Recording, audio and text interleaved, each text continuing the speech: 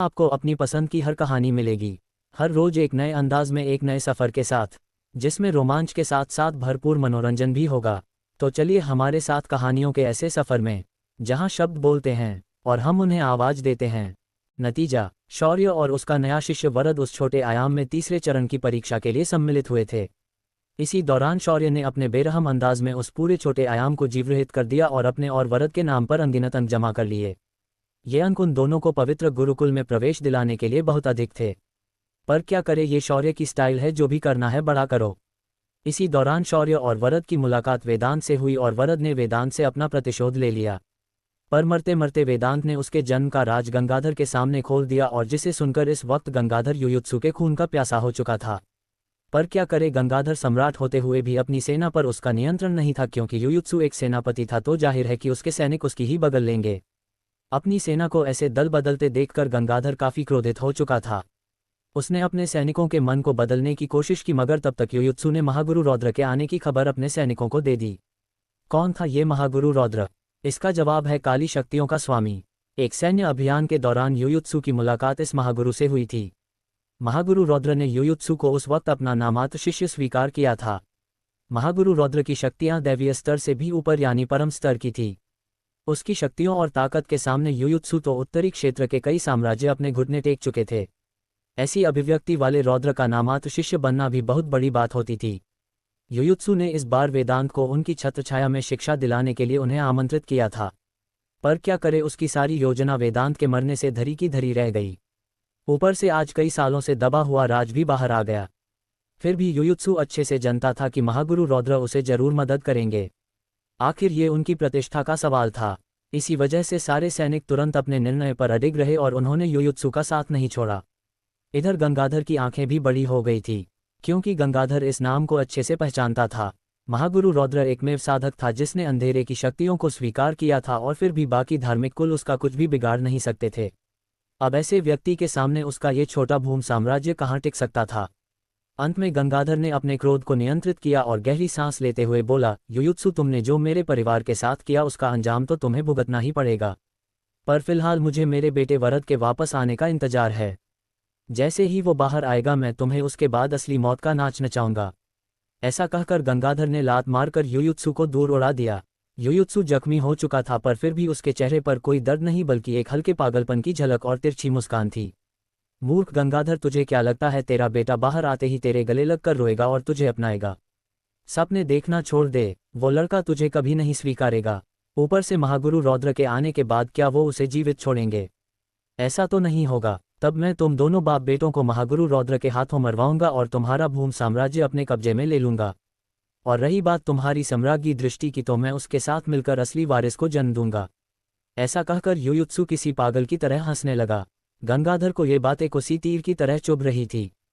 तभी कांति की ठंडी मगर बाहरदार आवाज आए, अगर तुम दोनों की बातें हो गई हो तो अब चुपचाप यहाँ से दूर जाकर खड़े हो जाओ, वरना आज तुम दोनों को यहाँ बंदी बनाया जाएगा। कांति के इतना कहते ही काले वस्त्रों में हजारों गुरुकुल के दंड विभाग के छात्र उस मैदान के चारों तरफ प्रकट हो गए, जिसे देखकर दोनों ने अपने गुस्से को निगल लिया और संचार पत्थर पर घट रही घटनाओं पर ध्यान केंद्रित कर लिया। संचार पत्थर पर अभी भी शौर्य और वरद खुले सांडों की तरह अंदर तबाही मचा रहे थे। जैसे ही बाहर घटिका पात्र पर पहर का पानी बह गया, अंदर मौजूद जीवित बचे हुए सभी छात्र बाहर टेलीपोर्ट हो गए। उनके बाहर आते ही उनकी भंडारण सारणी के टोकन अपने आप उड़कर एक बड़े से स्तंभ में समा गए। धीरे धीरे सभी प्रतिभागियों के अंक एक पटल पर दिखने लगे। सबसे पहले स्थान पर शौर्य का नाम था तो दूसरे स्थान पर वरद का नाम था, जिसे देखने के बाद भी शौर्य और वरद के चेहरे पर कोई भी भाव प्रकट नहीं हुए। जिसे देखकर कांति ने अपनी नाक को एक बार बाएं और फिर दाएं मोड़ दिया और चिढ़ते हुए बोली, अब अगर इससे भी तुम खुश नहीं हो तो क्या पूरे आयाम को निगलने की इच्छा थी क्या इन दोनों की? तभी दर्शकों से गंगाधर सभी को हटाते हुए वरद के सामने आ गया और उसकी ओर बाहें फैलाते हुए बोला, वरद मेरे बेटे, तुमने बहुत अच्छा प्रदर्शन किया है। तुमने अपने इस पिता को बहुत गर्वित किया है। आज मैं सभी के सामने तुम्हें इस साम्राज्य का युवराज घोषित करता हूँ। लेकिन तभी अचानक गंगाधर के सामने एक साया आया और एक जोरदार लात गंगाधर के पेट में दे मारी। गंगाधर किसी टूटी पतंग की तरह उड़कर दूर जा गिरा। इस अचानक हुई घटना से सारी भीड़ दूर हो गई। तभी सभी के सामने शौर्य आराम से चलते हुए आया और बोला, साला, अभी अभी हम लोग बाहर आए नहीं कि तेरा पुत्र प्रेमो अपोत होकर बहने लगा। तब कहा था तू जब मेरे शिष्य को जलील करके साम्राज्य से निकाला गया था। तब तेरा ये प्रेम क्या घूमने गया था क्या बगीचे में? लीचड़ साला। ऐसा कहकर शौर्य ने एक नज़र युयुत्सु की ओर देखा और फिर अगले ही पल उसकी चंद्रहास उसके हाथ में प्रकट हो गई। चंद्रहास काफ़ी दिनों बाद बाहर आई थी, जिस वजह से आज वो और भी अधिक उत्साहित थी। स्वामी, अंत में आपको मेरी याद आ ही गई। बोलो किसे खत्म करना है? आज ये चंद्रहास अपने स्वामी के लिए खून की नदियाँ बह देगी। शौर्य के दिमाग में चंद्रहास की आवाज़ शोर मचाने लगी, जिसकी वजह से अचानक शौर्य ने अभी अभी जो इमेज लोगों के सामने बनाई थी वो लगभग टूटकर गिरने वाली थी। शौर्य ने हल्के से चंद्रहास के पाते पर हाथ फेरा और प्यार से बोला, मेरी जान, इतना एक्साइटेड मत हो। ये रहा वो इंसान जिसे हम आज दंडित करने जा रहे हैं। ऐसा कहकर शौर्य ने चंद्रहास की नोक युयुत्सु की ओर कर दी। शौर्य की इस हरकत से सारे सैनिक एक बार फिर शौर्य के चारों तरफ आ गए। शौर्य को ऐसे संकट में देखकर कांति ने दंड विभाग के शिष्यों को इशारा किया, पर उसके पहले ही एक चांदी से रोशनी उन सैनिकों के बीच से गुजर गई और वो वापस शौर्य के हाथ में आ गई। अगले ही पल हर तरफ चीखों की गूंज हुई और एक के बाद एक युयुत्सु के सारे सैनिक जमीन पर गिर गए। युद्ध के देवता को युद्ध के लिए मुट्ठी भर सैनिक लेकर नहीं ललकारना चाहिए, वरना उसके परिणाम ऐसे ही होंगे। ऐसा कहकर शौर्य ने एक बार फिर युयुत्सु को देखा। युयुत्सु, जिसने अभी अभी पलक झपकते ही अपने सैनिकों का अंत देखा था, वो अब पुनः विचार कर रहा था कि उसके सामने खड़ा ये लड़का अब उसके साथ क्या करेगा। युयुत्सु ने एक गहरी सांस ली और घबराते हुए बोला, मित्र, मेरी तुम्हारे साथ कोई शत्रुता नहीं है। तुम मुझे क्यों मारना चाहते हो? मैंने तुम्हारा कुछ भी नहीं बिगाड़ा। इस पर शौर्य ने उसे ऊपर से नीचे देखते हुए कहा, मेरा तो नहीं, पर मेरे शिष्य का तो बिगाड़ा है ना। तुमने उससे सब कुछ छीन लिया है और अब उसका गुरु होने के नाते ये मेरा धर्म है कि मैं उसे सब कुछ वापस दिलाऊंगा। ऐसा कहकर एक झटके में शौर्य युयुत्सु के सामने आ गया। शौर्य उसे अब बिना बकवास के खत्म करने ही वाला था कि तभी युयुत्सु शौर्य के पैरों में पड़कर बोला, रुको, तुम मुझे नहीं मार सकते, वरना मेरे गुरु तुम्हें जीवित नहीं छोड़ेंगे। मेरे गुरु महागुरु रौद्र है, अंधेरे के उपासक है वो, उनके आगे कोई भी खड़ा नहीं हो सकता। जैसे ही शौर्य ने अंधेरे के उपासक के बारे में सुना, उसका दिमाग हट गया, क्योंकि शौर्य ने अभी भी अंधेरे के देवता तमस से अपना हिसाब नहीं किया था। शौर्य ने इस बार तो सीधा चंद्रहास को युयुत्सु के सीने में घुसेड़ दिया और एक जोरदार शक्ति के प्रवाह को उसके शरीर में डाल दिया। युयुत्सु का शरीर इस दबाव से रक्त कणों में बदलकर धूल में मिल गया। शौर्य ने चंद्रहास को झटक दिया और खून साफ करने के बाद उसे अपने शरीर में वापस भेज दिया। शौर्य ने ये सब कुछ ही पलों में कर दिया था, जिस वजह से किसी को भी संभालने का मौका नहीं मिला। वहीं युयुत्सु के मरते ही उसके शरीर से काले रंग की अंधेरे की ऊर्जा निकली और निर्वात में समा गई। शौर्य ने इस बात को बिल्कुल भी महसूस नहीं किया, पर वहीं दूर आसमान में उड़ रहे एक बूढ़े ने इसे महसूस किया और अपने दांत पिस लिए। उस बूढ़े ने अपने उड़ने की गति को अधिक तीव्र कर दिया और वो सीधा पवित्र गुरुकुल की तरफ बढ़ गया। पवित्र गुरुकुल के इस मैदान अब भयानक शांति फैली हुई थी। वहीं वरद, जो युयुत्सु के मरने के बाद मुंह खोले शौर्य को देख रहा था, वो कुछ भी नहीं बोल पा रहा था। इसी वक्त शेरा के भौंकने की आवाज़ आई, भाई अब हम अगले काम की बात करें क्या? तेरी वजह से लोग इस वक्त कोमा में चले गए हैं। शेरा की आवाज़ सभी को भौंकते हुए लग रही थी, पर शौर्य को साफ समझ आ रही थी, जिसे सुनकर शौर्य ने अपना सिर खुजाया और कांति की ओर हाथ हिलाते हुए बोला, माननीय वरिष्ठ, मुझे लगता है हमारे परीक्षा के परिणाम आ चुके हैं, तो क्या आप अगली प्रक्रिया पूर्ण करेंगी? शौर्य की आवाज़ सुनकर कांति एकदम से होश में आ गई और फिर गला साफ करते हुए बोली, मुझे लगता है इस चयन प्रक्रिया के परिणाम काफ़ी साफ है, तो इस बार गुरुकुल शीर्ष 10 छात्रों को चुनता है। शेष प्रतिभागी अगली बार फिर एक बार प्रयास कर सकते हैं। ऐसा कहकर कांति ने हाथ लहराया और 10 एक जैसे दिखने वाले टोकन हवा में प्रकट हो गए। शौर्य और वरद ने अपने सामने आए टोकन को ले लिया। तभी आसमान में एक गर्जना हुई और काले वस्त्र पहने आदमी आसमान से नीचे उतरा। कौन है वो जिसने मेरे शिष्य युयुत्सु की हत्या की है? क्या तुम्हें अंधेरे का भय नहीं? मैं महागुरु रौद्र आज उसके रक्त से अपने शिष्य को श्रद्धांजलि दूंगा। ये सुनकर गंगाधर, जो जख्मी हालत में पड़ा हुआ था, चिल्लाते हुए वरद से बोला, बेटे वरद, यहाँ से तुरंत भाग जाओ। उस लड़के ने युयुत्सु की हत्या करके अपने लिए संकट बुला लिया है। तुम यहाँ से चले जाओ, इस झमेले में बिल्कुल मत उलझना। ये सुनक सामने खड़े रौद्र की आंखें सिकुड़ गई और उसने गंगाधर और वरद पर नजरें फेरी। उसकी नजरें इतनी खतरनाक थी कि वो उन दोनों को जिंदा निगल लेगी। पर तभी शौर्य की आलस भरी आवाज आए, वो मैं ही था जिसने तेरे इस शिष्य को ठोका था।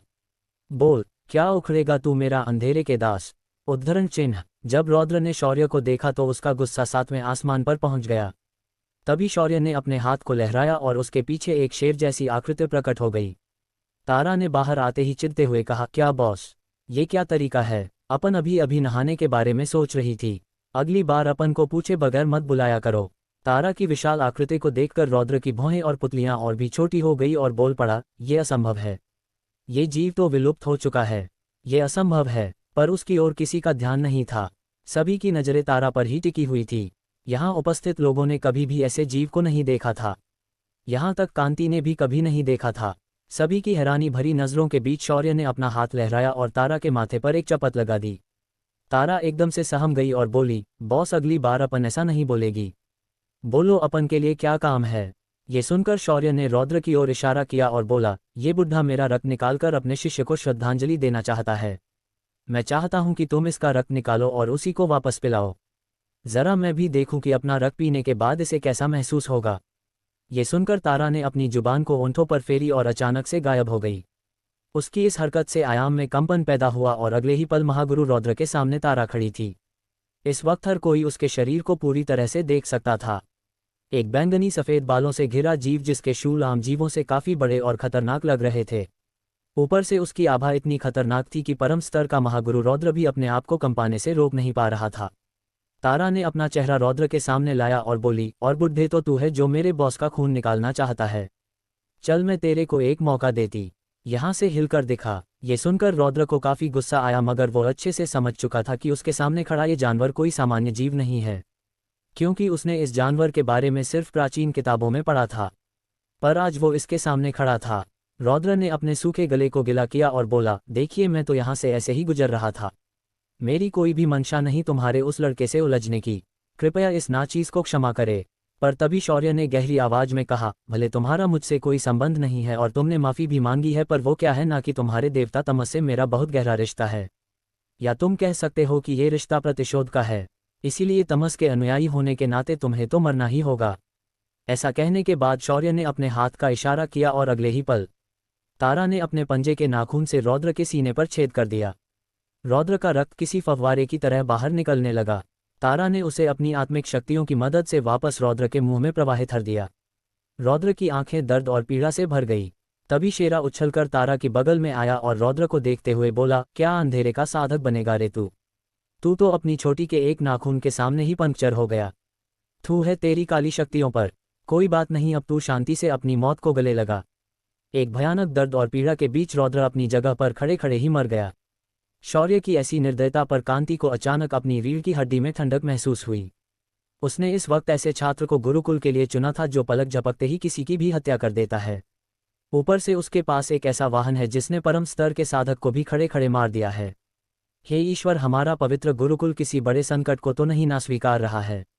कांति इसी सोच में डूबी हुई थी, पर इधर शौर्य ने तारा का काम खत्म होने के बाद उसे आयाम में वापस भेज दिया और एक बार गंगाधर की ओर देखकर बोला, हाँ तो भौम साम्राज्य के सम्राट गंगाधर, आपने अपने बेटे के साथ जो व्यवहार किया था उसके लिए मैं तुम्हें क्षमा तो नहीं करूंगा, पर तुम्हें जीवित जरूर छोड़ूंगा। कल अग्नि साम्राज्य के कुछ दूत आएंगे। अपने साम्राज्य को उनके साथ मिला देना और संन्यास लेकर साम्राज्य छोड़कर चले जाना। यही तुम्हारी नियति है। शौर्य का आदेश इस वक्त किसी दैवीय आज्ञा की तरह था, जिसे नकारना यानी मृत्यु को बुलावा देना था। गंगाधर ने सिर झुकाया और आदेश को मानकर एक नज़र वरद को देखने के बाद वहां से चला गया। इधर कांति ने होश में आने के बाद शौर्य और बाकी 9 लोगों को साथ लिया और गुरुकुल की तरफ निकल गई। क्या होने वाला है आगे? क्या शौर्य पहुंच पाएगा आयाम देवता वेद के चांद तक? क्या शौर्य कर पाएगा अंधेरे के देवता तमस का अंत? क्या होगा शौर्य और उसकी योगिनियों का वापस मिलन? कहाँ है शौर्य की 8वीं योगिनी?